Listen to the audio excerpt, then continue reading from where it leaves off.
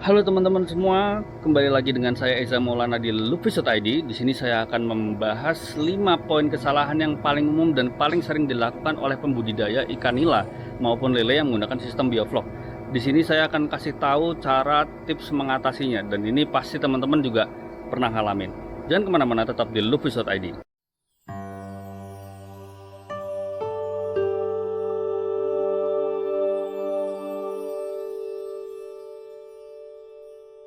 Oke, langsung aja. Di sini saya akan bahas poin-poin kesalahan yang paling umum dan paling sering banget terjadi oleh para budidaya ikan nila dan lele yang menggunakan sistem bioflok. Kita bahas dari yang poin pertama dulu, yaitu kesalahan membeli bibit. Pernah nggak sih teman-teman ketika awal beli bibit, teman-teman sudah melakukan penebaran bibit sesuai dengan standar operasional prosedur gitu ya, sesuai SOP, sudah diaklimatisasi gitu kan. Terus sebelum ditebar bibitnya sudah dicek pH airnya bagus, kadar amonianya rendah atau tidak ada sama sekali, aerasinya juga sudah kenceng. Tapi ketika sudah lewat 2-3 hari, bibit kalian mulai berjamur dan ada juga yang mati, perutnya hijau dan segala macam. Nah, itu bisa dipastikan itu karena kalian membeli bibit yang salah. Loh, kok bisa kayak gitu? Nah, ini disebabkan dari pembibitnya itu sendiri kurang wawasan mengenai standar operasional prosedur untuk mendistribusikan bibitnya ke petani pembesaran. Nah, untuk para pembibit seharusnya mereka harus ngerti nih terkait bagaimana sih standar pengiriman bibit yang baik dan benar. Karena begini, penyebab ikan berjamur dikarenakan penyebab terbesarnya adalah luka mikro akibat sortir yang kasar. Nah, sortir itu biasanya dilakukan oleh para pembibit. Nah, ketika sortir dilakukan secara kasar, akan timbul luka mikro yang 2-3 hari kemudian akan muncul jamur saprolegnia di bagian luka tersebut. Gitu. Itu salah satunya adalah sortir yang kasar. Nah, berikutnya juga masalah perut hijau dan segala macam begini. Sebelum bibit didistribusikan ke petani pembesaran, sudah seharusnya bibit tersebut dikarantina terlebih dahulu. Jadi dipuasakan gitu ya. Nah, ketika bibit tidak dipuasakan, apalagi habis dikasih makan terus dimasukkan ke dalam kantong ikan itu, nah ketika dikirim sampai di petani pembesaran bisa dipastikan air yang ada di kantong tersebut akan banyak kotorannya. Nah, itu mengandung banyak amonia yang bisa menyebabkan bibit stres. Yang mana kalau bibit stres dan mabuk amonia, 2-3 hari kemudian ya akan mati, perutnya hijau dan segala macam. Seharusnya ikan dipuasakan terlebih dahulu sehingga ketika didistribusikan bibit tersebut, kantongnya itu airnya nggak banyak kotorannya, bahkan bisa bersih sama sekali. Yang penting ikan dipuasakan minimal 1-3 hari, seperti itu ya. Jadi rentang puasanya 1-3 hari. Nah, pembibit harus tahu itu sehingga petani pembesaran tidak dirugikan juga gitu. Jangan mentang-mentang kalian risikonya rendah terus kalian jual tanpa SOP yang jelas. Nah, juga gini, jangan sampai kantong ikan itu terlalu padat gitu. Para pembibit harus mengetahui ukuran kantong ikan ini kira-kira bisa dimasukin bibit berapa banyak untuk bibit ukuran berapa gitu. Nah, biasanya pembibit yang berpengalaman itu tahu masalah itu. Jadi untuk teman-teman petani pembesaran, saya sarankan belilah dari pembibit yang berpengalaman, atau gitu kan, kalau kalian bingung juga, wah saya nggak tahu pembibit yang berpengalaman seperti apa nih gitu, kalian cari pembibit yang mau ngasih garansi. Satu itu. Yang kedua, kalian cari pembibit yang distribusinya ke tempat kalian agak jauh gitu, agak ya jarak dari rumah pembibitnya sampai tempat kalian itu 2-3-4 jam lah. Kalau pembibitnya nggak berpengalaman, dia nggak akan bisa mengantar bibit sampai sejauh 3-4 jam gitu, pasti mati. Nah, kalau dia sudah berpengalaman, dia pasti udah berani, udah ngerti, oh kalau misalnya jauh, dia udah pengalaman pernah ngirim sejauh itu dan ikannya aman aja. Jadi itu tips dari saya untuk poin yang pertama. Nah, poin nomor 2, kesalahan yang paling sering dilakukan oleh pembudidaya ikan nila maupun lele yang menggunakan sistem bioflok adalah aerasinya kurang, tapi tebar padatnya pengen maksimal. Jadi budidaya sistem bioflok itu punya standar aerasi berapa liter per menit per meter kubik ya. Nah, kalau kalian ingin tebar padatnya maksimal sesuai dengan standar, misalnya seperti ikan nila deh. Ikan nila punya tebar padat di sistem bioflok itu 100 sampai 120 ekor per meter kubik gitu. Tapi kalau aerasi kalian itu tidak sesuai standar, standarnya adalah 30 liter per menit per meter kubik gitu. Kalian nggak bisa memenuhi standar itu, jangan maksimalkan juga tebar padatnya. Yang terjadi apa? Ketika ikan sudah menginjak usia remaja, apalagi sampai dewasa, biasanya dia mulai sesak napas dan mulai ada kematian di situ. Nanti ada kalian melihat ikan mulai lemas, makannya kurang nafsu makan, itu dikarenakan ikannya semakin besar, kebutuhan oksigennya makin banyak, ditambah lagi kalian kolamnya padat tapi aerasinya tidak sesuai standar. Jadi tips dari saya, apabila kalian tidak bisa menstandarkan aerasi, maka jangan juga standarkan tebar padatnya. Kalau aerasi kalian kurang, ya kurangi juga tebar padatnya gitu, seperti itu ya. Nah, berikutnya kesalahan poin nomor 3 yang paling sering terjadi oleh pembudidaya ikan nila maupun lele yang menggunakan sistem bioflok adalah melakukan aplikasi susulan molase maupun gula untuk menaikkan CN rasio tetapi rentangnya terlalu lama. Seperti yang teman-teman ketahui di pembudidaya bioflok, mungkin sudah tidak asing lagi dengan yang namanya CN rasio ya. CN rasio adalah perbandingan karbon dengan nitrogen. Ya, biasanya kalau pembudidaya bioflok itu mengatur CN rasionya di angka minimal 10 sampai 15 untuk perbandingan karbon dengan nitrogennya. Dan untuk mencapai angka tersebut, biasanya ada namanya aplikasi gula maupun molase susulan agar tercapai perbandingannya antara karbon dan nitrogen di angka 10 sampai 15 tersebut ya. Nah, letak kesalahannya adalah ketika teman-teman melakukan aplikasi susulan tersebut tapi rentangnya terlalu lama. Jadi begini, ketika teman-teman hitung CN rasio agar mencapai misal targetnya 12,5 gitu, teman-teman dalam rentang waktu 1 bulan itu misal 1 bulan membutuhkan 400 gram gula. Nah, kesalahannya adalah ketika teman-teman pada saat 1 bulan baru dilakukan aplikasi susulan 400 gram gula itu. Seharusnya yang teman-teman lakukan adalah maksimal seminggu sekali teman-teman lakukan aplikasi susulan tersebut. Jadi 400 gram dibagi 4, jadi maksimal seminggu itu lebih baik dikasih per minggunya 100 gram, 100 gram, 100 gram, 100 gram daripada langsung 1 bulan 400 gram. Atau lebih pendek lagi itu lebih baik gitu. Karena apa? Ketika teman-teman melakukan aplikasi susulan tersebut secara sekaligus gitu, sebulan sekali langsung banyak gitu, yang terjadi adalah probiotik blooming. Nah, probiotik blooming itu nggak bagus.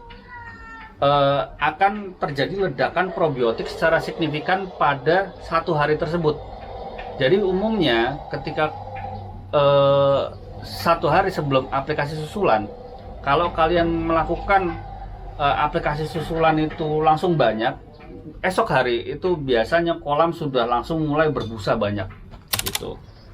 Jadi saran saya sedikit-sedikit aja agar tidak terjadi probiotik blooming, karena probiotik blooming ini punya konsekuensi, artinya kadar DO di kolam kalian akan langsung berturun drastis. Nah, kalau aerasi kalian itu tidak mumpuni untuk menyuplai oksigen ke probiotiknya dan ke ikannya, yang terjadi kalian nanti sesak napas gitu kan, nanti udah mulai nggak doyan makan lagi, dan kalian akhirnya mau nggak mau ya harus kuras airnya secara parsial ya, 30% atau 40% baru diisi lagi, akhirnya sia-sia pemberian aplikasi susulan probiotik dan atau aplikasi susulan gula ataupun molase tersebut. Jadi tips dari saya untuk menaikkan CN rasio, makin rapat waktunya makin bagus. Kalau perlu sehari sekali kalian di bibis pakan kalian tambahkan gula sesuai dengan takaran ya gitu, itu akan lebih bagus daripada kalian langsung kasih 1 bulan terus banyak gitu. Itu tips dari saya. Nah, kesalahan yang paling sering terjadi oleh pembudidaya ikan nila maupun lele yang menggunakan sistem bioflok di poin nomor 4 adalah tidak membatasi cahaya matahari yang masuk ke kolam kalian. Jadi begini, untuk para pembudidaya ikan nila maupun lele yang menggunakan sistem bioflok, kalian harus membatasi cahaya matahari yang masuk ke kolam kalian, entah dengan paranet ataupun plastik UV, tapi bukan menghilangkan cahaya matahari sama sekali ya, karena memang untuk pertumbuhan yang lebih pesat ikan lele maupun nila juga membutuhkan cahaya matahari. Tetapi yang kita inginkan adalah tidak cahaya matahari langsungnya langsung menyengat seperti itu. Jadi kita harus batasi masuknya banyaknya ya cahaya matahari yang masuk ke kolam kalian. Karena apa? Begini, kalau misalnya cahaya matahari yang masuk ke kolam kalian terlalu banyak, maka pertumbuhan cyanobacteria akan mendominasi. Cyanobacteria itu ganggang hijau ya. Yang terjadi apa? Kolam kalian akan terlalu hijau. Gitu. Terjadi namanya alga blooming. Nah, ketika terjadi alga blooming, artinya bukan bakteri bioflok kalian yang mendominasi nih. Yang akan mendominasi adalah alga blooming ini, cyanobacteria. Nah, cyanobacteria ini bukan bakteri yang kita inginkan untuk mendominasi kolam kita pada saat kita menggunakan sistem bioflok. Gitu. Karena bakteri bioflok seperti Lactobacillus maupun Nitrobacter itu akan menghasilkan biomasa protein, sedangkan cyanobacteria ini justru menghasilkan toksin. Gitu. Dia memiliki seperti sejenis neurotoksin gitu yang bisa juga membunuh ikan kalian, apalagi ikan kalian masih kondisi masih larva gitu ya, masih kecil. Gitu. Itu bisa membunuh ikan kalian kalau dia ada dalam jumlah banyak. Dan salah satu penyebab daging ikan air tawar seperti lele maupun nila bau tanah gitu, itu bukan karena tanah, tapi karena kelakuan dari cyanobacteria yang menghasilkan senyawa geosmin. Itu senyawa geosmin lah yang membuat ikan kalian dagingnya itu ada kayak rasa bau tanah. Jadi dalam sistem bioflok yang kita inginkan adalah membatasi cahaya matahari agar tidak terjadi alga blooming. Yang kalau misalnya kolam bioflok kalian warnanya terlalu hijau, berarti itu sudah terjadi alga blooming. Cara mengatasinya ya yang paling gampang adalah pengurasan ya, udah nggak ada lagi gitu. Yang paling efektif ya cuma itu. Selainnya menggunakan obat-obatan dan segala macam tidak terlalu saya rekomendasikan. Lebih baik kalian ya kalau sudah terlanjur hijau, kalian lakukan pengurasan, pengisian ulang dan batasi cahaya matahari. Karena cyanobacteria ini dia makanannya adalah nitrogen hasil dari amonia kotoran ikan ditambah dengan cahaya matahari karena dia berfotosintesis ganggang hijau tersebut. Ketika ada cahaya matahari dia menyengat gitu kan, cahaya matahari yang masuk ke kolam kalian terlalu banyak ditambah dengan kotoran ikan yang sudah mulai keluar dengan tebar padat segitu. Untuk kolam bioflok kan tebar padatnya tinggi ya. Yang terjadi adalah alga blooming. Akhirnya bakteri bioflok bukan yang mendominasi, malah alga hijau lah yang mendominasi cyanobacteria tersebut gitu. Bukannya menghasilkan biomasa protein, yang terjadi malah menghasilkan senyawa geosmin sama neurotoksin. Nah, itu tidak kita inginkan dalam budidaya sistem bioflok. Makanya pastikan ketika kalian membudidayakan ikan menggunakan sistem bioflok, batasi cahaya matahari yang masuk ke kolam kalian dengan paranet maupun plastik UV gitu. Dan apabila seperti di tempat saya itu kalau paranet saja nggak cukup gitu kan, karena cahaya mataharinya terlalu terik. Saya sudah pakai paranet yang ukuran 80%. Ternyata ketika saya budidaya, warna airnya masih hijau. Akhirnya saya akali dengan menutup sebagian kolam dengan terpal untuk mengurangi lagi cahaya matahari yang masuk, karena tempat saya itu di dataran rendah, cahaya mataharinya sangat terik. Paranet pun kadang tidak mengatasi ya, kurang gitu menguranginya. Maka yang saya lakukan adalah menutup separuh dari kolam saya menggunakan terpal. Seperti itu tips dari saya untuk poin nomor 4. Oke, di poin kelima dan poin yang terakhir, kesalahan yang paling sering dilakukan oleh pembudidaya ikan nila maupun lele yang menggunakan sistem bioflok adalah ekspektasinya ketinggian. Ini yang terjadi sama saya dulu. Jadi untuk para pembudidaya yang baru mulai nih, termasuk saya dulu waktu baru mulai membudidayakan ikan nila menggunakan sistem bioflok, ekspektasinya ketinggian, terlalu banyak hitungan masalah keuntungan. Memang nggak munafik ya, dalam bisnis kita pasti pengen mencari untung gitu.